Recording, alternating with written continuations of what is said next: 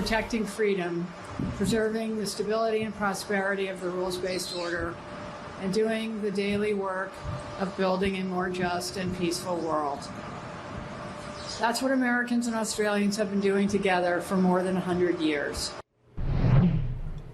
US Ambassador to Australia Caroline Kennedy there speaking over the weekend as the US commissioned the warship USS Canberra in Sydney Harbour. Paul Allen joins us now for more. So this was sort of a ceremonial event, a very long time in the making, and in fact lots of pomp and ceremony. It was just down the road from us, in fact. But the symbolism of this happening coming at a crucial time of uncertainty in this region. Yeah, a hugely symbolic event on so many levels. First of all, it underscores the enduring relationship between the United States and Australia. It's very, very rare for the US to commission a warship outside of the US, even rarer for it to name the ship after a foreign city, in this case the capital Canberra, and it's a nod to the USS Canberra that was sunk in 1942 while trying to support the retaking of the Solomon Islands. I'll get back to that in a minute. Yeah. We heard the US ambassador there talking about the protection of freedom, the rules-based order. Well, you know, that's symbolic as well, talking about China without really saying China.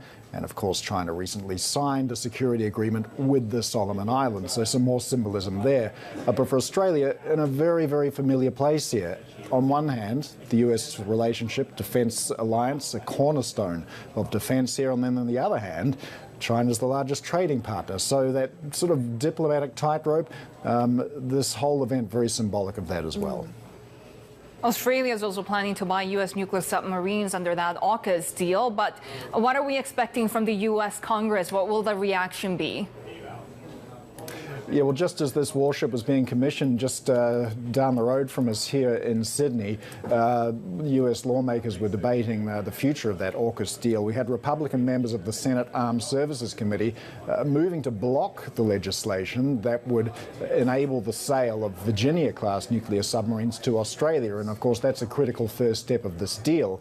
The Republican Roger Wicker saying the US has to ensure first that it's got enough submarines for its own defence before it looks at selling submarines to Australia. And then on the other hand, we had Bob Menendez of the Foreign Relations Committee calling that statement, quote, foolish.